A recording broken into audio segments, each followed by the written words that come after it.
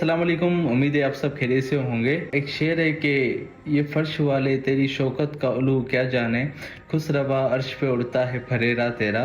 मेरा वीडियो बनाने का मकसद सिर्फ़ और सिर्फ आपको एक फितने से आगाह करना है। मामला कुछ ऐसा है कि 2 दिन पहले इकरार हुसैन साहब फ्रांस गए थे और वहाँ पे वो कुछ साफ़ियों से मिले और वो कहते हैं कि और जस्टिस नज़ीर साहब के उनके एक दोस्त थे और साइंसदान थे वो, और साइंसदान ने ये कहा था कि 1992 से कोशिश की जा रही है कि जो वेव्स उड़ती हैं और जो हमारी आवाज़ होती है ये हवा में रहती है और हम इनको कैप्चर कर सकते हैं, और एक ऐसा सॉफ्टवेयर आ गया है जिससे ये किया जा सकता है, पॉसिबल है।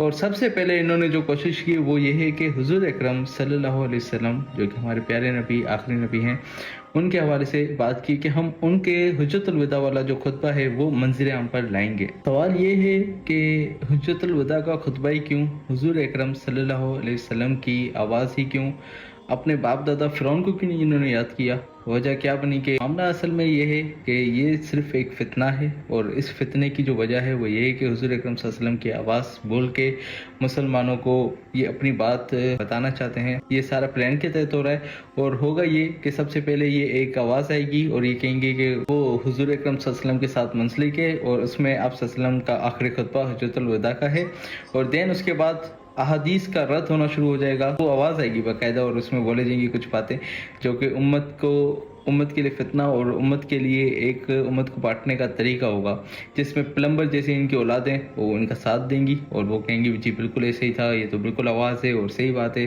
देन उसके बाद फिर क्या होगा, फिर सहाबा कराम अहले बैत के हवाले से इख्तिलाफात पैदा किए जाएंगे, सुनाए जाएंगे कि उनके बीच इख्तिलाफात थे।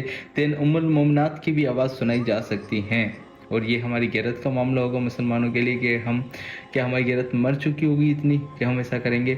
सबसे पहले मैं गुजारिश करूँगा हमारे उलमाए कराम से, हमारे बड़ों से कि वो आगे बढ़ें। मुफ्ती तकी उस्मानी साहब हैं, मुफ्ती मुनीबर रहमान साहब हैं, पीर मुज़फ़्फ़र हुसैन शाह साहब हैं, और भी बड़े उलमाए कराम हैं कि वो आगे बढ़ें और इस मामले पे आलमी सतह पे आवाज़ उठानी चाहिए और बात करनी चाहिए कि हम मुसलमान हर चीज़ बर्दाश्त कर सकते हैं, लेकिन अपने आका मौला हुज़ूर पुरनूर जनाब मोहम्मद रसूलुल्लाह सल्लल्लाहु अलैहि वसल्लम के हवाले से कोई आम बात बर्दाश्त नहीं कर सकते। मुझे समझ नहीं आता कि ये बार बार हमें आजमाते क्यों हैं। हमारे सीने तैयार हैं और अभी भी हमारे वो माएँ बाँझ नहीं हुई जिन्होंने आशिक रसूल पैदा करना छोड़ दिया हो।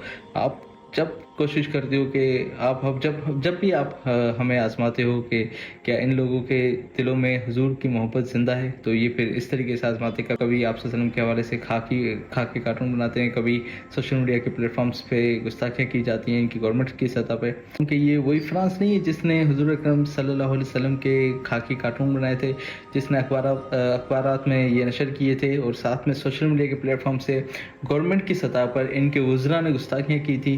क्या ये वही फ्रांस नहीं है? क्या हम इनकी बात मान लेंगे? क्या हम इन पे यकीन कर लेंगे? क्या आप लोग यकीन कर लोगे इन पे?